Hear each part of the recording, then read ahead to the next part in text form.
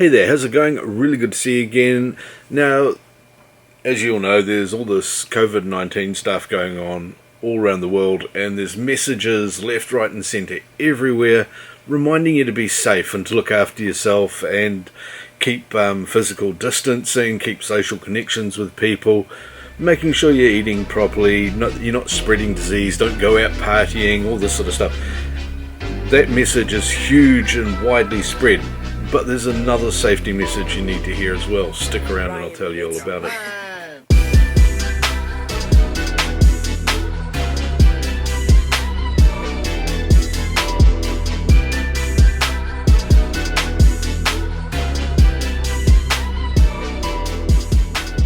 Okay, this isn't one of my usual tech videos. I'm not showing any gear off today or anything like that. Well, there is a part of technology involved in this, and it's also about safety during this whole international COVID-19 pandemic and stuff. But it's not about your health and safety, it's about your financial safety and technology security safety, because there are a lot of people out there that are taking real advantage of this and of people's fears and anxieties and everything. And there's a lot of fraud being attempted by huge numbers of people who basically I feel should just have their rights to oxygen completely removed. It's just my point of view. So with more people being vulnerable and isolated and under a lot of financial pressure with the COVID-19 environment, it's become perfect for fraudsters, and they're taking major advantage of this. We're aware of a huge number of scams going around the world affecting a lot of banks and all sorts of things, but particularly around internet banking and online purchasing.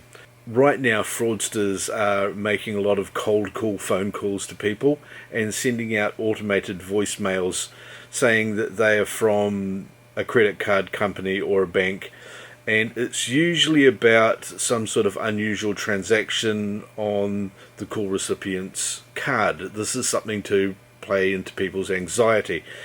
The call recipient is asked to press a number, press 1 to be put through to the bank to discuss it, at which point their bank and personal detail and card numbers are requested.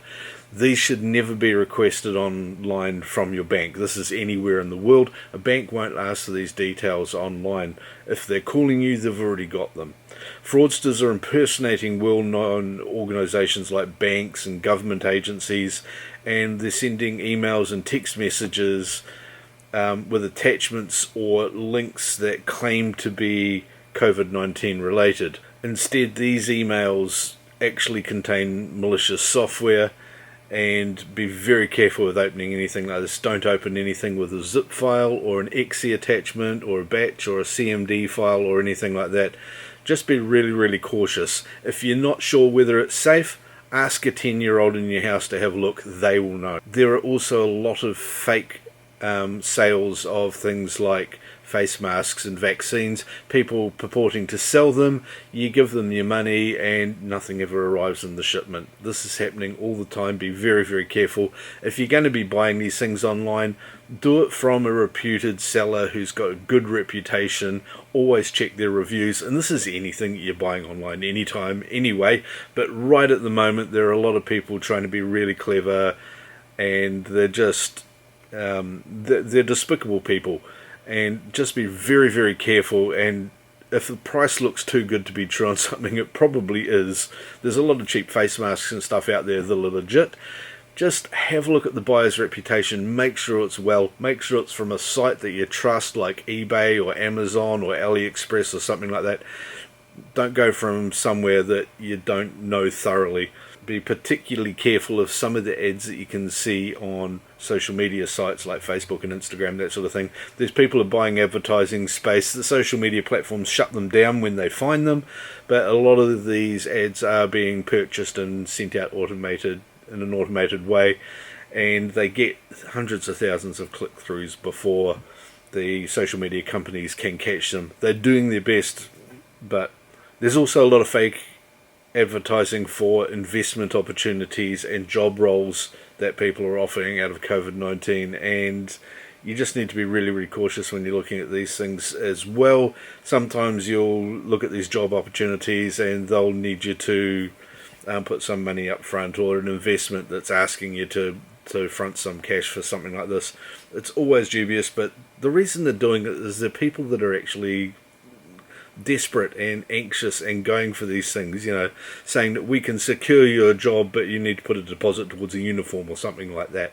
Really watch out for these things, because once again there are these people out there that are just taking advantage of a really bad situation to line their own pockets. Now, with all of this, it's important that when you're speaking to friends, family, maybe your customers and colleagues, ensure that they're aware also of the increased risk of fraud at times like this, and give them some information on how to protect themselves. Some of the really good tips to remember are: never disclose any of your banking passwords, PIN numbers, account numbers, security codes, or any personal information to anyone, even if they say they're from your bank or from a government department or from a credit card company. Don't give them the information. They should have that information if they're legit and they don't need to ask you for it. Usually if a bank's got some sort of security thing and you're not sure, just say, hey, look, I'll call you back, and call back to the phone number that's on your bank's website, not a phone number that they give you. Don't download or open any attachments on any of your computers that you're not absolutely sure about. It's a really good time to be just a little bit more paranoid than normal, and it's always good to be a little bit paranoid when it comes to internet security. Make sure you're protecting all of your devices, your phones, your computer. Make sure you're protecting any password stores that you might have.